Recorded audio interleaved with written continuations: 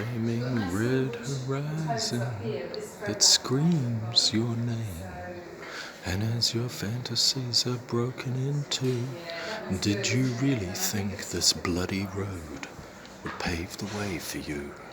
You better turn around and something, something, something, eternal angel.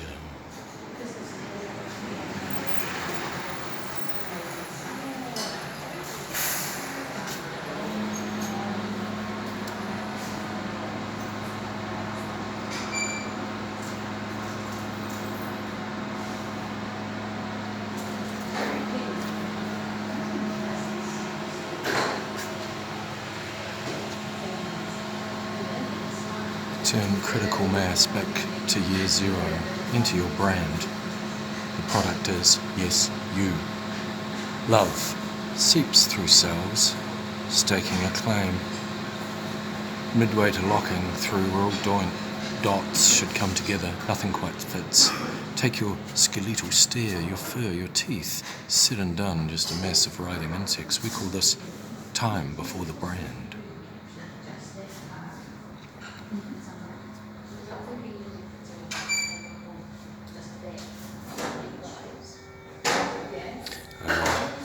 Rhyming couplets,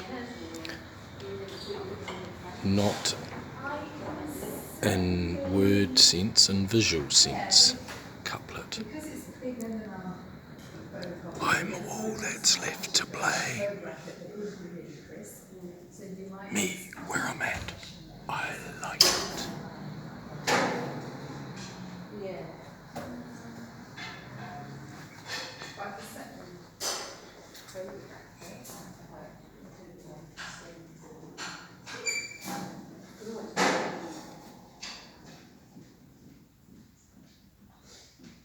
Namesakes of the nemesis, when the word was God, saying the unsayable over and over again.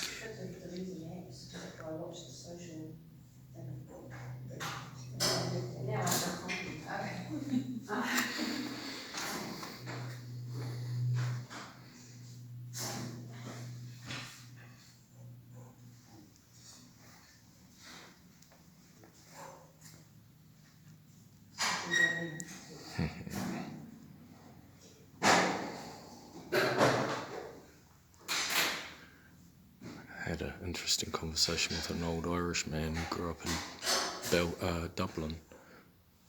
He claimed that he went to an all-boys Masonic school. It's quite an interesting talk. He was revulsed and yet fascinated by this work.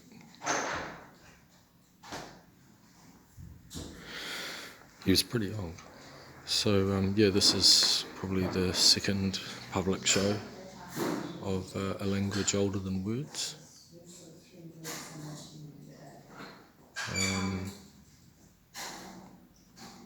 It's about, sort of 75, 72 pieces perhaps.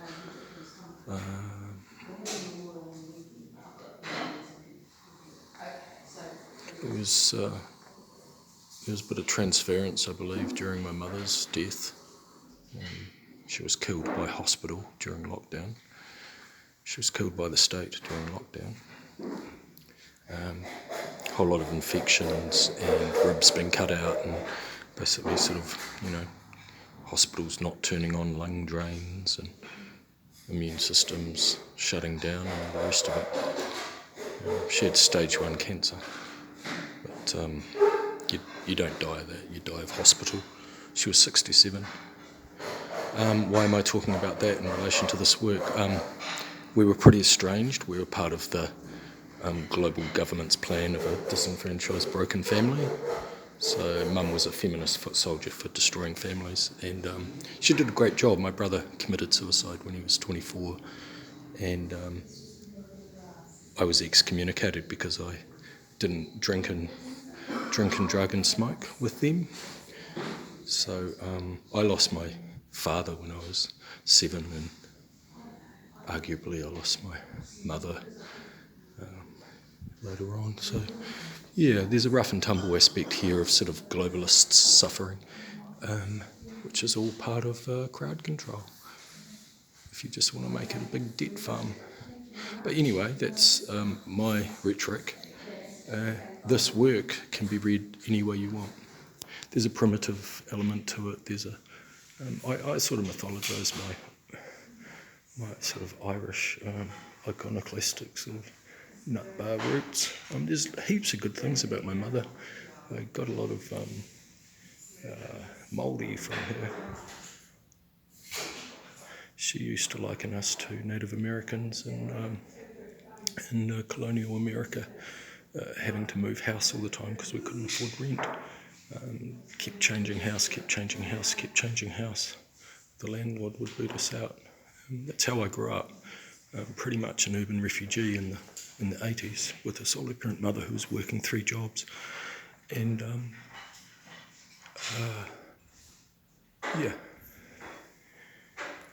so I'm a survivor. I've lost everyone and everything, and now I exist in the art world, which is full of really nice people.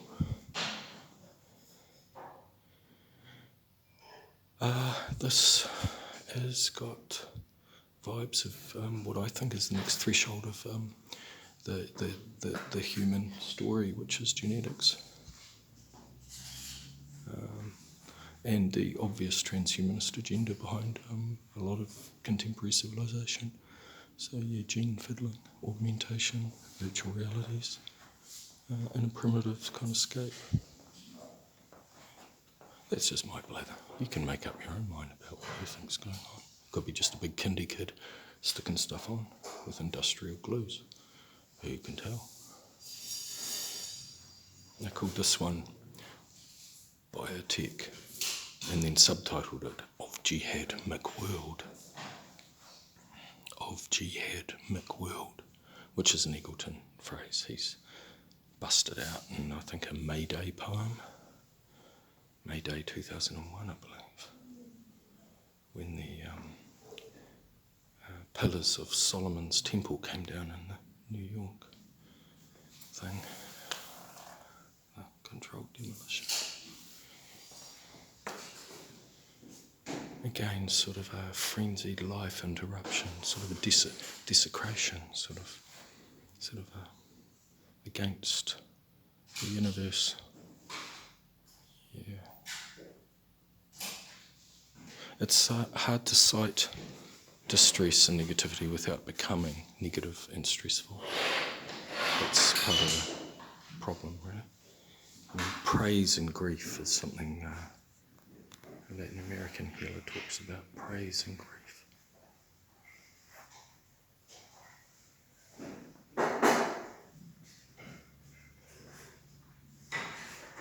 This one's called Man of Letters, Doing Lines, the editor. That's a whole lot of ripped up diaries from about 10 years ago, collaged and painted on. So I sort of see it as like inspiration, the thoughts kind of bubbling through the ether to the sort of concrete sedimentation of materiality. Thoughts, inspiration, writing, the word as being both sedimentation of matter and culture, archival, and then the more ephemeral being like mist, rain, stars, light. So the subatomic, those 2 dualities between the invisible world and the material world. And of course the reality is in between that divide and conquer of quantum world and Newtonian physics. Both of those are just a 2-step. The reality is a bit different than that, probably. I'm sort of saying that our whole culture's been sold a false bill of goods by some pretty, I don't know. I don't know. I know what I know. And I play hard, and I go home, and I wash my hands. Oh, I wash my hands, and I keep washing my fucking hands, don't I? And I keep washing my fucking hands. Oh yeah. You can't get the blood off. sort of see art as kind of a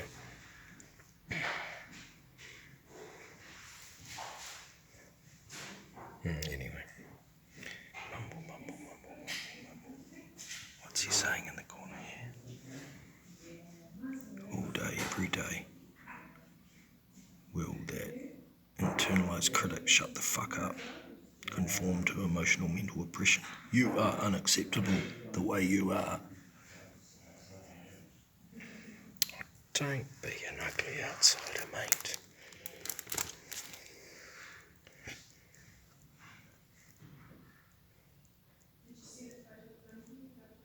Yeah, so these are more rhyming couplets.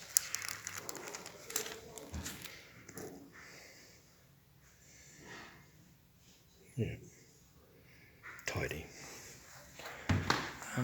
Yeah, okay. Thanks for looking at my show again and hearing me talk things. You won't see this in art periodicals. I'm not a girl. Although my mother used to want me to be a girl. She said it all the time.